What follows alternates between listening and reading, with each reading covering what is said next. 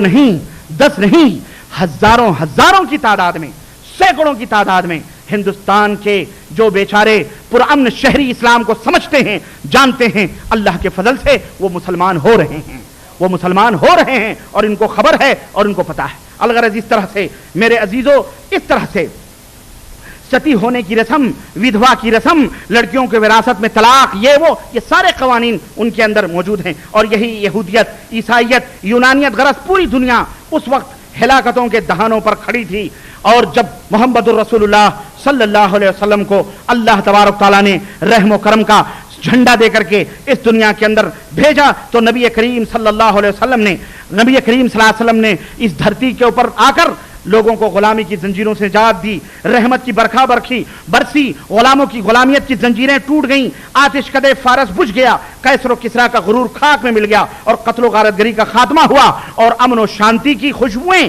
اسی عرب دیش کے اندر بکھر گئیں۔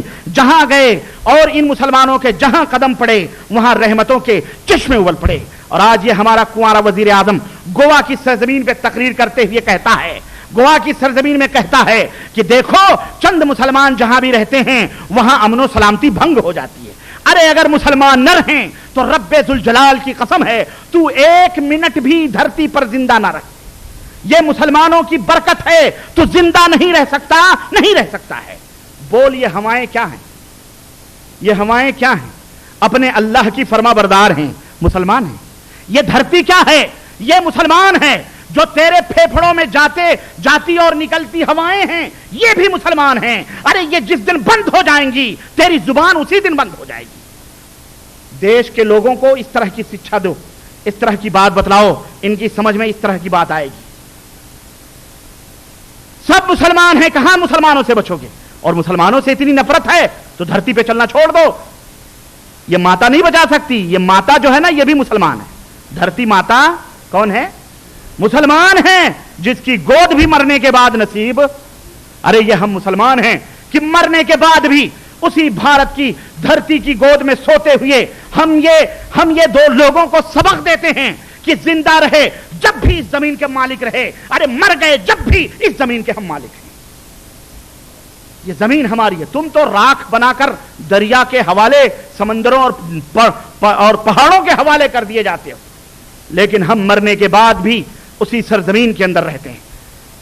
مسلمانوں، یہ ضرورت اس بات کی ہے کہ ان چند سر پھرے لوگ جو ہیں، اور سارے ہندو غلط نہیں، میں 10 دفعہ کہہ رہا ہوں، سب برے نہیں ہیں، یہ چند فسطائی طاقتیں ہیں جو اپنی کرسی کے تحفظ کے لیے، یہ اڈوانی، یہ تو بیچارہ رام کا پجاری بھی نہیں ہے، بنیا ہے، یہ بنیا، یہ رام کو نہیں پوچھتا یہ، لیکن رتھ یاترا نکالنے کے یہی فساد پھیلا رہا پورے سنسار میں۔ انشاءاللہ اس کا بھی وہی حشر ہوگا، اس کا وہی بھی حشر ہوگا جو راون کا ہوا تھا۔ انشاءاللہ جو راون جس طرح سے مرا تھا ایسے ہی یہ راون بھی ہندوستان کے اندر مریں گے اسی طرح سے۔ میرے عزیزوں، میرے بھائیوں، نبی کریم صلی اللہ علیہ وسلم آئے اور اس طرح سے یہ ستائے ہوئے، کچلے ہوئے انسانیت سے، لوگوں سے ڈسے ہوئی انسانیت اور آدمیت کو نئی زندگی ملی۔ عرش والے نے آواز دی، وَاذْكُرُوا نِعْمَةَ اللَّهِ عَلَيْكُمْ إِذْ كُنْتُمْ أَعْدَاءً فَأَلَّفَ بَيْنَ قُلُوبِكُمْ فَأَصْبَحْتُمْ بِنِعْمَتِهِ إِخْوَانًا۔ یاد کرو اللہ کی اس نعمت کو کہ جب تم آپس میں دشمن تھے، ایک دوسرے کو قتل و غارت گری کرتے تھے، تو اس اللہ نے تمہارے دلوں میں محبت پیدا کی، تو تم لوگ کیا ہو گئے؟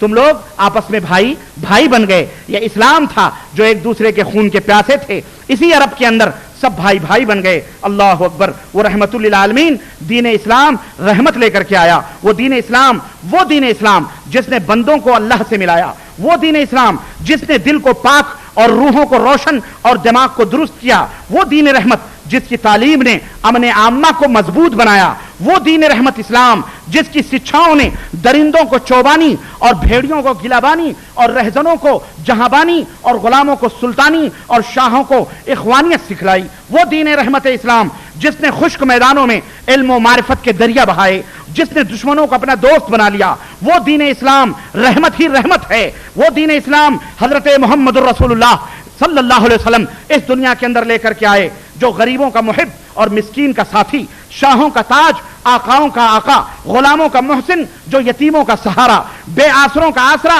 और बेखानमाओं का मावा, दर्दमंदों की दवा और चारागरों का दर्दमंद, मुसावात और बराबरी का हामी, उखुवत और भाईचारगी का बानी, मोहब्बत का जौहरी और इखलास का मुश्तरी, सिद्क और सफा का सरचश्मा और सबर का वो मंबा और मखजन था, खाकसारी का नमूना और रहमते रब्बानी का पुतला था, अव्वली इंसान आखिरी रसूल। ये कौन है जो जामे सिफात के हामिल हैं? ये हमारे और आपके नबी हजरत मोहम्मद रसूलुल्लाह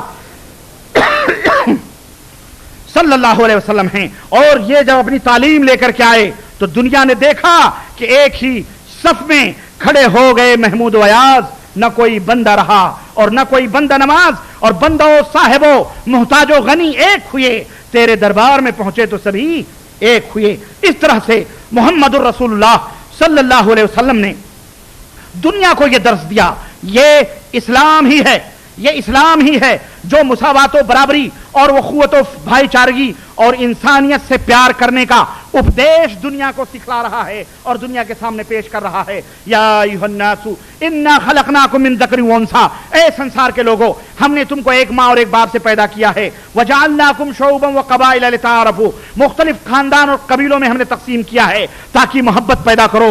वो इन्न अकरमकुम इंदल्लाहि अत्क़ाकुम, दुनिया में कोई बड़ा छोटा नहीं, बड़ा वही है जो अल्लाह के यहां बड़ा है, जो अल्लाह की सच्चे दिल से पूजा करता है, अल्लाह के ऊपर सच्चे दिल से विश्वास रखता है। और यह इस्लाम ही है जिसने कुरान में सारी दुनिया के सामने इंसानी हुकूक और उसके जानो माल की तहफ़्फ़ुज़ के ताल्लुक से अजीम कानून पेश किया है। इस्लाम जैसा कानून किसी मसीहियत के अंदर नहीं, यहूदियत के अंदर नहीं, हिंदुइज्म के अंदर नहीं, बुद्धिस्ट के अंदर नहीं, जरदस्ती के अंदर नहीं, दुनिया के किसी धर्म के अंदर मौजूद नहीं है। सुनो अल्लाह रब्बुल इज्जत अपने कुरान में क्या कहता है। तुम कहते हो कि मुसलमानों ने बिल्डिंगें गिराई हैं, तुम कहते हो मुसलमान टेररिस्ट है, तुम कहते हो कि मुसलमान दहशतगर्द है। मैं कहता हूं कि जो सच्चा पक्का मुसलमान है वो बेगुनाह किसी को कत्ल करना हराम समझता है। क्यों? वो कुरान का तालिब इल्म है, कुरान उसे ये दर्स देता है, कुरान हर मुसलमान को बल्कि पूरे संसार को ये तालीम और शिक्षा देता है कि मन कतला नफ्सन बिगैर नफ्सिन औ फसादिन फिल अर्दी फकअन्नमा कतल अन्नास जमीआ व मन अहयाहा फकअन्नमा अहया अन्नास जमीआ। कुरान कहता है जिसने नाहक तौर पर किसी एक जान को कत्ल किया, नाहक तौर पर किसी एक जान को कत्ल किया, या जमीन में फितनो फसाद बर्पा करने के लिए किसी एक नफ्स को, लोगों को कत्ल किया, किसी एक जान को कत्ल किया, फकअन्नमा कत्ल अन्नास जमीआ, तो उसने पूरी इंसानियत का कत्ल किया है। ये इस्लाम की तालीम है।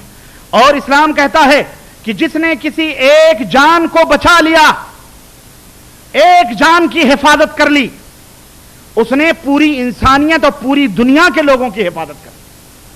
तुमसे एक जान क्या बचे, तुमसे तो देश के नेता ही नहीं बचते, तुम तो देश के नेता ही को खा जाते हो। गांधी जी को किसने गोली मारी? मुसलमान ने। कौन दहशतगर्द और टेररिस्ट? किसने गोली मारी? नाथूराम गोडसे ने। किसने? नथुराम गोडसे ने गोली लगाई। मुसलमान था वो? कौन था? मिसेस इंदिरा गांधी को किसने फायर खोलकर पेट में गोलियां भर दी सुबह सवेरे? किसने? मुसलमान ने। तुम्हारा अपना ही भाई था। राजीव गांधी को किसने बोटी बोटी फिजाओं में उड़ा दी? हमने। किसने? अरे देश के एक एक पत्तों पर तुम्हारी जुल्म और ज्यादती और आतंकवादियत की दास्तान तहरीर है। हम जो पत्ता उठाते हैं उसके नीचे यही चंद फुस्ताई ताकतें निकलती हैं। तुम निकलते हो। मुसलमान ने कभी देश के साथ गद्दारी नहीं की है।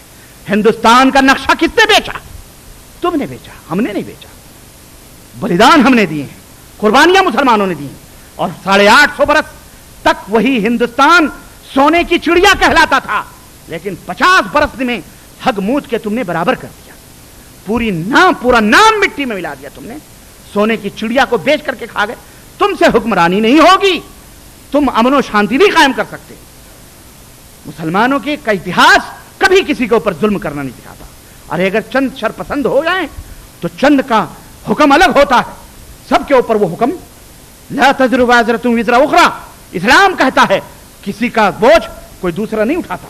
अगर चंद लोग शरीर निकल गए, चंद लोगों ने कुछ इधर उधर बदमाशियां कर ली, इसका ये मतलब नहीं है कि पूरा इस्लाम बदनाम है और पूरा इस्लाम इसी तरह का। लेकिन गांधी जी ने बहुत पहले कहा था कि यूरोप ये खौफजदा है कि अगर उसके अपने मुसलमान हो गए तो हम सरी का दावा करेंगे, मुसलमान बढ़ते जाएंगे, क्योंकि ईसाइयत को खतरा है कि ये बातिल दीन है, मुहर्रफ दीन है, और ईसाई बड़ी जल्दी मुसलमान हो जाएंगे।